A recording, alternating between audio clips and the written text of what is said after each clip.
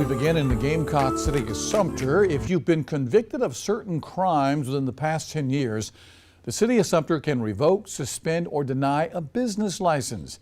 News 19's Sam Perez tells us what's going on.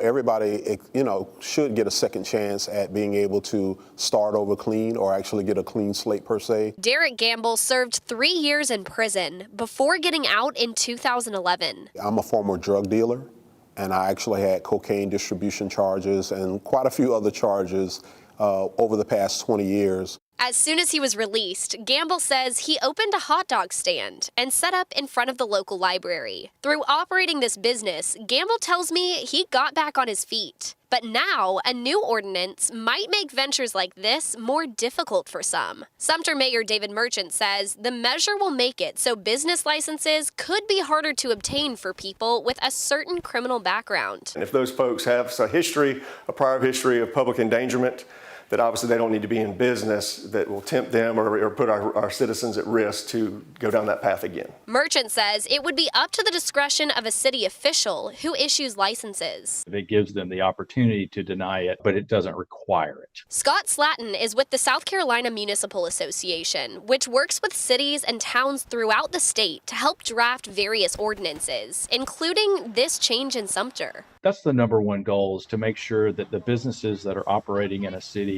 are doing so legally, and that the consumer is protected, the public is protected from, perhaps unscrupulous actors. But for people like Gamble, who runs Clean Slate Reentry Program to help other formerly incarcerated men, this can make it hard for people to reintegrate after being released from prison. In a certain way, it's pushing them back to a life of crime. If you can't get a job and you can't open a business, what else is there? Slatton says there's an appeals process for people who feel they've been unfairly denied a license. Ultimately, Gamble says there is another option. But I encourage a lot of formerly incarcerated people to use the pardon and expungement process to actually clear their records so that things like this won't be a hindrance to them.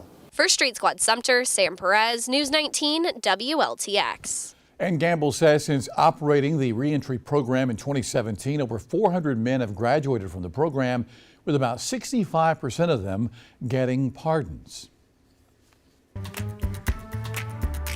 Sumter is not the only city in the Midlands to institute this type of policy. It turns out there are a lot of local governments with an ordinance related to business licenses and prior convictions.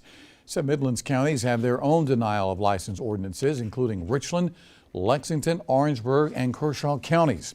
Towns and cities with these rules include Lexington, Columbia, Manning, Saluda, Irmo, and in Blythewood.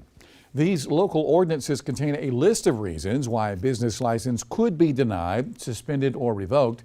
Here's an example from the city of Columbia. It says a license may be denied if a person has been convicted within the previous 10 years of an offense under a law or ordinance regulating business, a crime involving dishonest conduct, or an unlawful sale of prohibited goods. The city of Sumter's policy has a new addition that could impact a lot more people. It now includes a crime involving dishonesty that is, or a crime punishable by imprisonment in excess of 1 year. That would mean anyone convicted of any felony charge in the past decade could be denied a business license in the city of Sumter.